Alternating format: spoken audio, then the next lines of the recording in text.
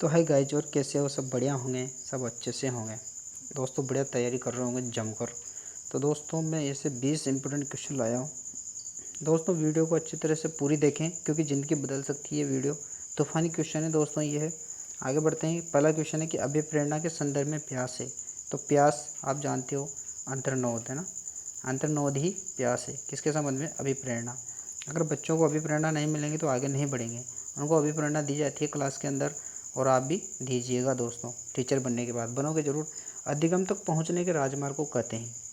कोई राजमार्ग है और वो अधिगम तक पहुंच गए तो किसको कहेंगे? अभिप्रेरणा को राजगम अधिगम का। आगे बढ़ते हैं। वेरी इंपॉर्टेंट क्वेश्चन था दोस्तों। स्नेह प्राप्त करने की इच्छा अभिप्रेरणा के संदर्भ में क्या है? तो स्वाभाविक अभिप्रेरक। स्नेह प्राप्त करने की इच्छा अभिप्रेरणा के संदर्भ में क्या है? स्वाभाविक अभिप्रेरक है दोस्तों। आगे बढ़ते हैं कि अंतर्गत प्रेरक के अंतर्गत सम्मिलित है। तो क्या है दोस्तों? प्रोत्साहन, आवश्यकताएं और प्रबल प्रेरणा। किसके अंतर्गत? प्रेरक के अंतर्गत प्रोत्साहन भी है, आवश्यकताएं भी है, प्रबल प्रेरणा भी है। ठीक है दोस्तों, वेरी इंपॉर्टेंट क्वेश्चन था वो। अभिप्रेरणा पर किस कारक का प्रभाव पड़ता है? तो आवश्यकता का, वातावरण का और जन्मजात का। तीनों का ही।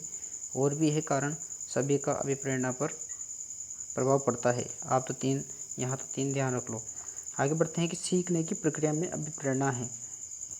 तो सीखने की प्रक्रिया में अभिप्रेरणा क्या है? शिक्षार्थियों में सीखने के प्रति रुचि का विकास करती है। क्या करती है अभिप्रेरणा? रुचि या इंटरेस्ट जगाती है। किसी भी पार्ट को समझा रहे हो आप, पर्यावरण के बारे में, पेड़ पौधों के बारे में, तो क्या करेगी? तो उनके एक रुचि जागृत होगी और वो पढ़ने के लिए तत्पर रहेंगे।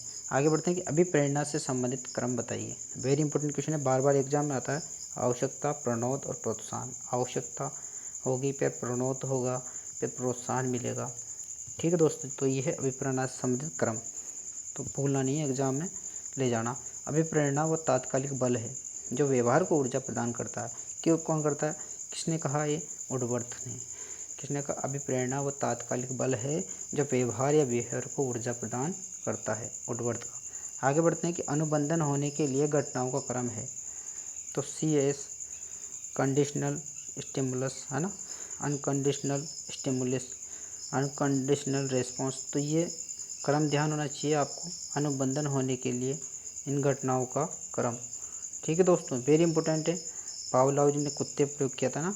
संज्ञानात्मक विकास पर व्यवस्थित कार्य करने वाला मनोवैज्ञानिक था। कौन था? जीन पियाजे। बार बार एग्जाम में क्वेश्चन आता है, ये पूर्व एग्जाम में आने वाले क्वेश्चन है दोस्तों सारे। तो जीन पियाजे बार बार आता है। गेस्टाल्टवाद के जन्मदाता कौन है? वर्दीमर। वेरी इंपॉर्टेंट क्वेश्चन है कि गेस्टाल्टवाद या समग्रवाद के जन्मदाता है वर्दीमर। आगे बढ़ते हैं कि अर्थपूर्ण शाब्दिक अधिगम किसके द्वारा समझाया गया?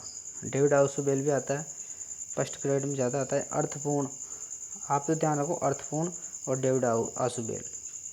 शाब्दिक अधिगम है ना, वेरी इंपॉर्टेंट क्वेश्चन है डेविड आउसुबेल का। आगे बढ़ते हैं कि अल्बर्ट बंडूरा द्वारा प्रतिपादित अधिगम का प्रकार कहलाता है प्रेक्षणात्मक अधिगम। दोस्तों सारे क्वेश्चन इंपॉर्टेंट है ये। अल्बर्ट बंडूरा द्वारा प्रतिपादित अधिगम का प्रकार प्रेक्षणात्मक अधिगम कहलाता है, ध्यान रखना। अगर दोस्तों आप नए हो ना तो चैनल को अवश्य सब्सक्राइब करें अभी के अभी, और इस तरह से प्यार बनाए रखें, और वीडियो को अधिक से अधिक दोस्तों के साथ शेयर करें दोस्तों, ताकि मैं और अच्छे से वीडियो बना के लाऊं।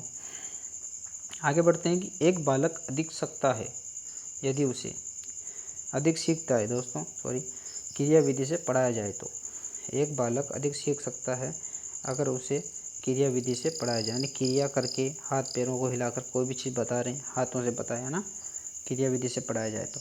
आगे बढ़ते हैं कि सामाजिक अधिगम आरंभ होता है।